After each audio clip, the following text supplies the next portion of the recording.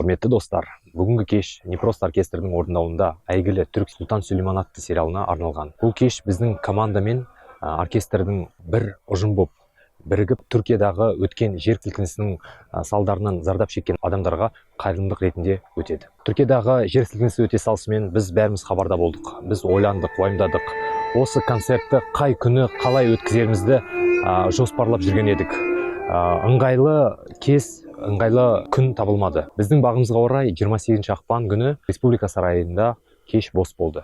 Соны біз барша біздің көрермендерімізге, тыңдарманымызға жария еттік. Барлық билеттерден жиналған қаражатты біз Түркиядағы жер сілкінісінен зардап шеккен адамдарға қайырымдылық ретінде жібереміз. 6 күн аясында 2300-ден астам билет сатылды. Қазіргі жағдайда 20 миллионнан астам қаражат жиналды. Бізге қол ұшын берген, көмектескен, жәрдемдескен жандарға және тыңдармандарға үлкен алғыс. Біздің күшіміз бірлікте.